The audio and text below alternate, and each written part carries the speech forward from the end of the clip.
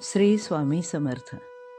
सहज भक्तियोग चॅनलमध्ये तुळजाभवानी प्रकट दिनानिमित्त आपले मनःपूर्वक स्वागत. प्रथम आपण नवीन पिढीच्या मनात आलेले प्रश्न पाहूया. कोठे आहे हे तुळजापूर? कोण आहे ही तुळजापूरची देवी? तिला का प्रकट व्हावे लागले? तिचे महात्म्य काय आहे आणि तिच्या प्रकट दिनाशी माझा काय संबंध? या सगळ्या प्रश्नांचे निराकरण आपण करून घेऊया. तुळजापूर हे सोलापूर शहरापासून जवळपास 45 किलोमीटर अंतरावर उस्मानाबाद जिल्ह्यात आहे. तुळजाभवानी मातेच्या या ठिकाणाचे पुराण ग्रंथातील जुने नाव यमुनागिरी असे होते. काही काळाने या ठिकाणी चिंचेची खूप झाडे आल्याने त्याचे नाव चिंचपूर झाले.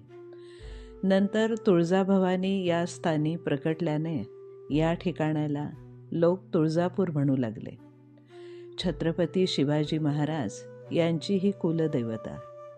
संपूर्ण भारतात अनेकांची कुलदैवता म्हणून या देवीला मान आहे. कृतयुगात कर्दब ऋषींची पत्नी अनुभूतीसाठी, त्रेतायुगात श्रीरामचंद्रांसाठी, द्वापार युगात धर्मराजासाठी आणि कलियुगात छत्रपती शिवरायांसाठी आशीर्वाद रूप ठरलेली ही भवानी माता आपल्यासारख्या सर्वसामान्य भक्तांची संकटनाशिनी आहे. अनेक प्रदेशातून विविध जाती पंथाचे भाविक येथे येतात. तिचे भक्त भारतातच नव्हे तर परदेशातही आहेत. ही देवी कोण आहे? कृतयुगात कर्दब नावाचे तपोनिष्ठ ऋषी होऊन गेले. त्यांची पत्नी अनुभूती ही अतिशय रूपसंपन्न आणि पतिव्रता होती. तिला पुत्ररत्न झाले, परंतु कर्दब ऋषी लवकरच परलोकी गेले. अनुभूतीने सती जाण्याचा निर्णय घेतला, परंतु अल्पवयीन पुत्राला मागे सोडून पतीसोबत सती जाऊ नये असे इतर ऋषींनी शास्त्राचा आधार घेऊन सांगितले. अनुभूतीने आपल्या पुत्राला गुरुगृही सोडून ती तपश्चर्या करू लागली. तिची तपश्चर्या सुरू असताना कुक्कर नावाचा दैत्य तिच्या अप्रतिम सौंदर्यावर लुब्ध झाला. त्याच्या मनात पापवासना निर्माण होऊन त्याने तिला स्पर्श करण्याचा प्रयत्न केला. त्यामुळे तिची समाधी भंग पावली. दैत्यानं काही अनुचित प्रकार करू नये म्हणून तिने आदिशक्ती पार्वतीचा धावा केला आणि खरोखरच ती त्वरित धावून आली.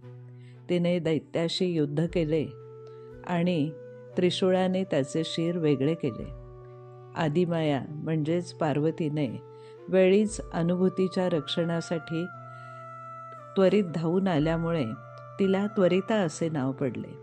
कालांतराने त्वरिताचे तुर्जा आणि त्याच्यापुढे तुळजा असा अपभ्रंश होऊन आज ती तुळजाभवानी म्हणून आपणा सर्वांना पूजनीय झाली.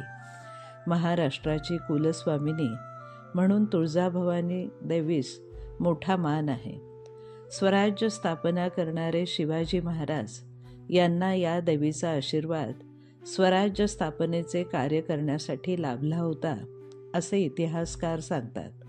शिवाजी महाराजांचे गुरु रामदास स्वामी हे देखील तुळजाभवानीचे उपासक होते.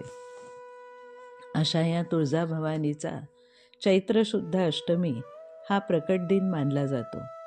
तुळजाभवानी देवीच्या उपासनेसाठी आणि कृपा प्रसादासाठी आपणास खूप खूप शुभेच्छा. पुन्हा भेटूया चैत्र भाग 6 मध्ये रामनवमीच्या निमित्ताने. धन्यवाद.